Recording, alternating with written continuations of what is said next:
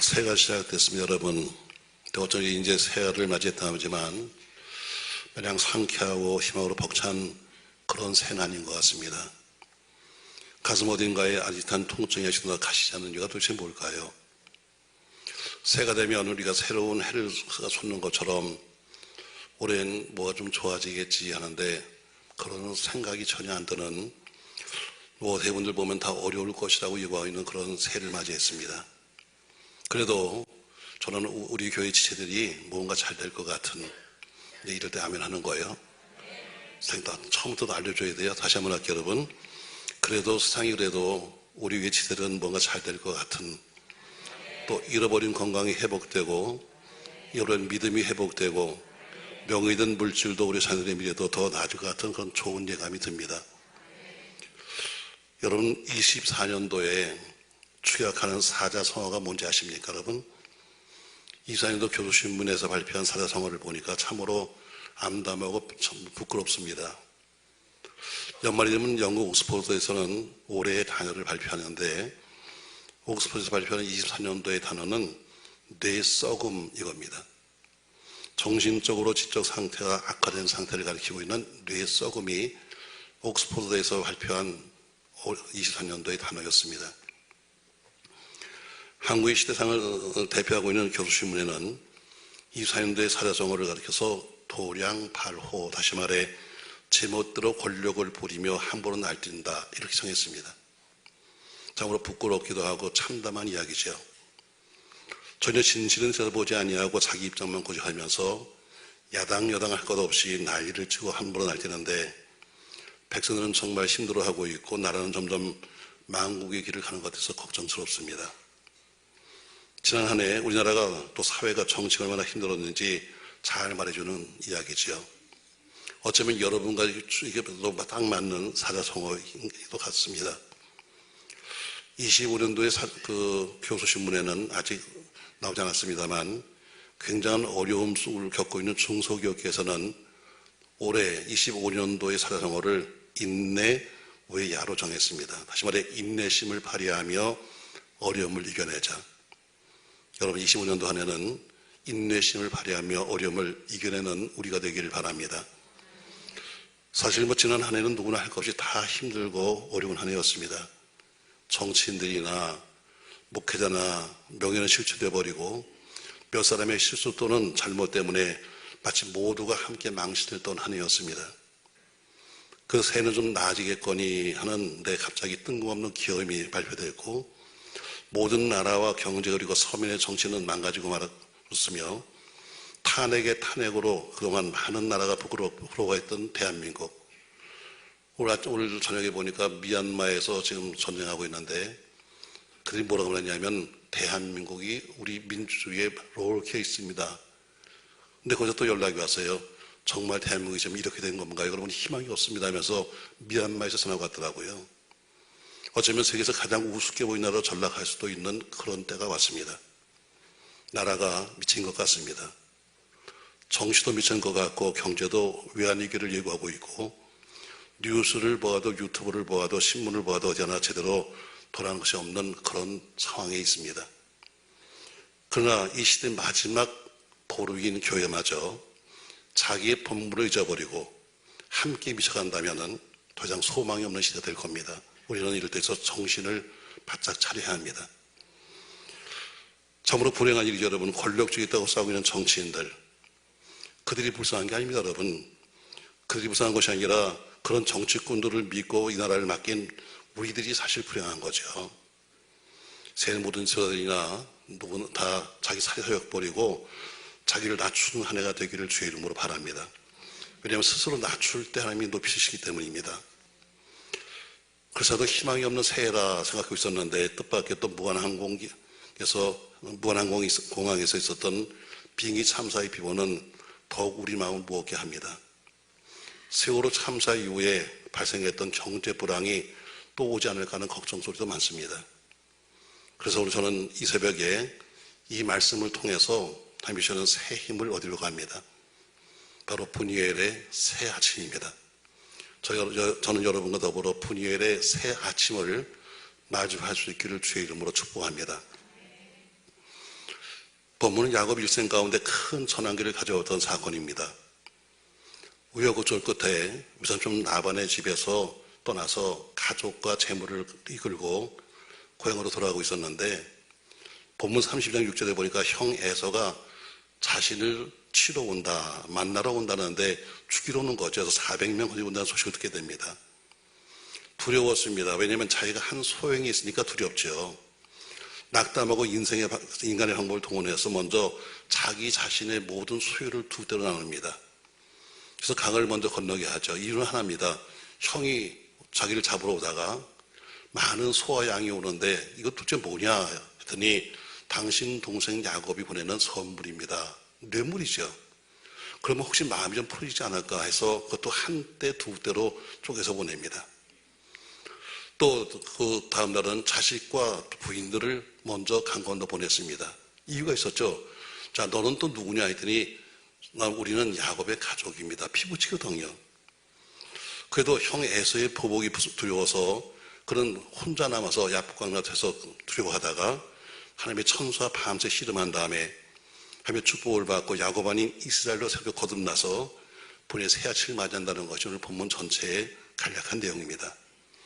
저는 우리 교회 새해를 맞이하면서 또 우리 모든 교들의 새로운 한 해를 시작하면서 영육 간에 본예일의 새 아침이 되기를 소원하며 말씀을 세 가지로 나눠보려고 합니다. 자, 본예일의 새 아침이 어떤 뜻인가? 바로 하나님 앞에서 시작되는 새 아침이 되길 바랍니다.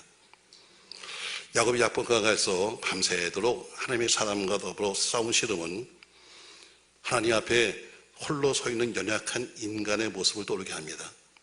이제는 아무도 없습니다. 이제는 자기 가족도 없고 소떼도 없고 양떼도 없고 이제는 그 강가에서 하나님과 1대1로 딱 서게 된 겁니다. 24절 말씀 보니까 야곱은 홀로 남았다. 홀로 남았습니다. 가족도 재산도 다 강 건너 보내버리고 이제 홀로 남은 야곱에게 하나님이 오신 겁니다. 모든 것을 잃어버릴지도 모르는 위기감에 처한 야곱의 자리에 하나님이 찾아오신 거예요. 낙심과 두려움에 떨고 있는 야곱에게 하나님이 찾아오셔서 야곱의 옛사람의 그 뿌리, 도둑놈이라는 그 뿌리를 뽑아버리고 새 아침을 맞이할 수 있도록 밤새도록 싸우시는 모습은 한편의 드라마 같습니다. 야복강 하는데 야복이라는 뜻이 뭐냐면요, 자신을 비운다는 뜻입니다. 자신을 털어놓는다는 뜻입니다. 이 단어는 비우다, 비우게 한다, 쏟아붓다는 말에서 파생된 단어입니다. 하나님은 야곱이 이 야복강가에서 하나님과 씨름을 통해서 자기의 지나온 삶의 모든 육적인 모습을 다 털어버리게 하신 겁니다. 우리가 삶의 위기가 왔을 때 하나님은 여러분과 저를 당신 앞에 홀로 세우시고 그 문제를 해결하십니다. 하나님 앞에 서서 자신의 모습을 끝까지 돌아보지 못한 사람은 인생 해답을 받을 수가 없습니다. 자신의 모습을 신앙 안에서 돌아봐야 합니다. 이제 우리는 새해를 초월하면서 하나님 앞에 모였습니다. 24년대 무거운 것을 털어내고 새로운 삶을 다짐하고 있습니다. 그래서는 하나님 앞에 정직하게 바로 혼자 서 있는 시간을 만들어야 합니다. 뭐 형제, 자매, 무슨 뭐 몇 대 신앙 따질 거 없이 하나님과 나와 둘만의 시간이 필요한 겁니다. 지난해는 성탄이라고 해서 들뜬 마음이 있었다면은 이제는 마음을 가다듬고 하나님 앞에 홀로 서는 시간이 필요합니다. 다시 말해 회개하는 시간이 필요한 거죠. 우리의 인생은 하나님 앞에 서서 말씀과 기도로 우리의 길을 물으며 그분의 음성을 들으셔야 합니다. 그래야만 새 아침, 새 삶의 기쁨이 여러분과 저에게 주어지는 것입니다. 저는 무한항공의 항공기 참사를 바라보면서 새삼 다시 한번 느낍니다. 제가 듣기로는 아직까지 우리가 사용하는 교통수단 중에서 가장 안전한 것이 비행기입니다. 비행기의 안전도는 거의 완벽에 가깝기 때문에 정비만 제대로 됐다면 착륙 몇 분만을 제외해놓고는 거의 안전하다고 합니다. 이번 참사의 원인은 앞으로 이제 시간을 두고 밝혀지겠습니다만 현재로는 조류 때문이다 하는 이야기가 많습니다. 새 때입니다. 오리 때입니다. 그 많은 사람들이 엄청난 완벽에 가까운 그 항공기가 오리 몇 마리 때문에 희생당한 겁니다. 맞습니다, 여러분. 아무리 좋은 나라, 아무리 좋은 가정, 아무리 좋은 직장, 아무리 좋은 공동체, 좋은 교회라도 한마디의 작은 말 한마디에, 불평 한마디에 무너지고 마는 겁니다. 새해는 어디 가든지 제대로 된 말, 제대로 된 생각, 제대로 된 행동으로 변화되기 바라면서 책임질 수 없는 말이나 행동은 우리가 서로 피차에 삼가는 것이 좋습니다. 교회 중직이 되면, 또 교회 또한 중직이 되면 될수록 교회 속으로 가까이 오면 올수록 특별히 말 한마디가 얼마나 중요한가를 아셔야 합니다. 바로 본인의 새 아침이 뭐예요? 하나님 앞에서 시작하는 겁니다. 우리가 우리 하나님 앞에서 시작하는 거예요. 지난 과거 것을 어때요? 회개하고 하나님 앞에서 우리 모두가 1대1로 서보시기를 주의 이름으로 바랍니다. 자, 두 번째 보니까 본인의 새 아침이 뭐냐? 하나님의 축복으로 시작되는 새 아침입니다. 하나님 앞에 서보고 나니까 두 번째 온 것이 뭐냐면 축복이에요. 야곱은 자기가 환도뼈가 부러지는 고통을 겪으면서도 끝까지 하나님의 축복을 받겠다고 몸부림칩니다. 왜냐하면 지금까지 살아온 어느 때보다 이제 하나님의 축복이 필요한 것을 느꼈기 때문입니다. 자신이 처한 삶의 위기는 하나님의 절대적인 도우심만이 해결된 것을 알았기 때문에 이제는 하나님께 매달리는 거죠. 자, 우리가 한 해가 시작되었지만 뭐가 바뀌었습니까, 여러분? 지난해에도 나름대로 머리를 굴려가면서 때로는 하나님의 이름을 이용도 해먹으면서 살았던 우리 모습과 뭐가 달라진 건가요? 지난해에도 우리가 우리의 방법, 인간의 방법으로 살아가면은 우리는 하나님의 방법, 하나님의 도우심으로 살아가는 여러분과 제가 되기를 바랍니다. 그럼 발버둥과 매달림, 뭐가 다른가요? 발버둥과 매달리는 것이 뭐가 달라요? 발버둥은 내 노력, 내 힘으로 해보겠다는 것이 발버둥입니다. 매달림은 나는 할 수 없으니 도와달라는 것이 매달림입니다. 야곱은 지금 발버둥을 치는 것이 아닙니다. 이제는 매달리는 겁니다. 자신의 힘으로 문제 해결하려고 할 때는 발버둥이지만 마지막 하나님 앞에 한 번째 맞아가지고 이제는 완전히 쓰러지고 나서 무릎을 꿇고 나서는 이제는 내가 싸우는 분이 누군지 알게 된 다음에 그런 매달리기 시작합니다. 도와주세요. 이제 당신만 의지합니다고 도와달라는 거예요. 여러분 다시 듣습니다. 여러분 발버둥과 매달리면 틀려요. 똑같이 보기엔 비슷하게 보이지만 그러나 발버둥은 뭐예요? 내가 내 힘으로 해보겠다는 거예요. 내가 내 노력으로 해보겠다는 겁니다. 그러나 매달리는 뭐예요? 나는 아무것도 못하니까 해주세요. 이것이 매달림입니다. 전 여러분 올해는 매달리는 한 해가 되십시오. 내 힘으로 뭔가 해보려고 하지 말고 내 얄팍한 생각으로 해보려고 하지 말고 하나님께 매달려 보십시오. 하나님, 지금까지는 내가 내 힘으로 살아봤지만 이제는 더 이상 내 힘으로 안 된다고 고백했던 야곱, 이제는 발버둥에서 매달림으로 바뀐 겁니다. 이제 육신의 힘으로 의지하고 발버둥치는 씨름이나 싸움이 아니라 자기 한계를 의식하면서 나는 이제 아무것도 할 수 없습니다. 마지막 절망적인 순간에서 하나님께 매달리는 거죠. 삶의 변화는 내가 아무것도 할 수 없다는 것을 깨닫고 하나님께 매달릴 것이 하는 겁니다. 야곱이 하나님의 사제가 말합니다.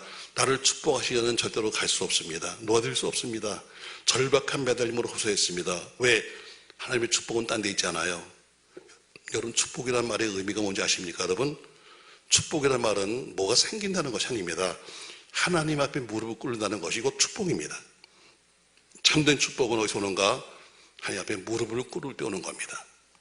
주머니에 좀 인감이 들어오고 생각지 않던 돈이 들어서가 아니라 축복이란 말은 하나님 앞에 무릎을 꿇는 것이 축복입니다. 새해는 여러분과 제가 하나님 앞에 무릎을 꿇는 성도가 되시길 주의 이름으로 축복합니다. 세 번째로 새 이름으로 살아가는 새해가 되기 바랍니다. 야곱이 드디어 본인의 새 아침을 열면서 새로운 이름으로 바뀌었습니다. 자, 28절 말씀 다시 보겠습니다. 여러분 28절 같이 한번 읽겠습니다. 그가 이르되 내 이름을 다시는 야곱이라 부를 것이 아니요 이스라엘이라 부를 것이니 이는 내가 하나님과 및 사람들과 겨루어 이겼음이니라. 아멘. 야곱은 더 이상 비겁하게 남의 팔뚝깃을 잡으면서 사기치며 살아가는 옛사람의 명예를 던져버리고 하나님과 함께하는 사람으로서 새 이름 이스라엘이라고 하는 새 삶을 살아야 될 축복을 얻게 된 겁니다.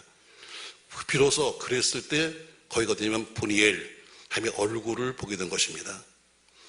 하나님 앞에 서 있는 새로운 자신의 모습을 바라면서 새 아침의 햇살을 맞이하는 감격스러운 은혜, 이게 분일의 새 아침입니다. 비록 육신은 밤새 시름했기 때문에 피곤하죠. 허벅지 관절은 지금 깨져서 쩔뚝쩔뚝거리지만 그러나 그의 영혼만큼은 찬란한 하나님의 영광의 햇살을 받으면서 열어주시는 새로운 삶의 시간으로 기대에 차서 걸어갔습니다. 이스라엘을 좀 더 정확히 번역한다면 이스라엘이 뭐냐면 하나님이 다스린다는 뜻입니다. 하나님과 겨루어 이겼다는 것이 아니라 이제부터는 하나님이 나를 다스리는 사람이 되었다는 뜻입니다. 새 사람의 모습이 무엇입니까, 여러분? 바로 하나님 앞에 항복한 사람이 새 사람의 모습입니다. 이스라엘의 삶은 겨루어 이긴 자의 삶이 아니라 하나님께 항복한 자의 삶입니다. 새해 전해를 시작하면서 기대 등등하게 우리가 멋진 계획을 세우고 큰 기대를 가지고 시작하는 분도 계실 겁니다. 저는 그 모든 계획과 포부를 하나님 앞에 조용히 내려놓고 주님이 날 다스려 주기를 기대하면서 내 영혼의 오켓을 여미는 겸손한 우리 모두가 되기를 주의 이름으로 소망합니다. 자, 우리 능력교회 모든 교들에게 또 온 가족들에게 분유엘의 새 아침을 맞이하는 그런 은혜가 있길 바라면서 저는 세 가지를 얘기했어요. 분유엘의 아침이 뭐냐? 하나님 앞에서 시작하는 겁니다. 하나님 앞에서 우리가 시작하는 것이 분유엘의 새 아침입니다. 하나님의 축복으로 시작되는 새 아침이 되기를 바라는 거죠. 그리고 새 이름으로 살아가는 새가 되는 겁니다. 지금까지는 야곱의 이름이었었는데 이는 이스라엘 하나님 앞에 무릎을 꿇은 자의 삶으로 사는 겁니다. 저는 아무쪼록 분유엘의 새 아침에 쩔뚝거리며 야곱은 걸어가지만 그러나 그 절뚝거리는 한 걸음이 그에게는 아마 살아있는 증거일 겁니다. 다리는 아팠지만 그러나 내가 그분을 만났다. 다리는 아팠지만 그러나 어떻게 걸을 때마다 난 하나님의 만난 증거가 있다. 바울은 말합니다. 내 몸에 예수의 흔적이 있다. 전 여러분과 저에게 예수의 흔적이 남아있는 그런 신앙인의 모습이 되기를 예수님의 이름으로 축원합니다.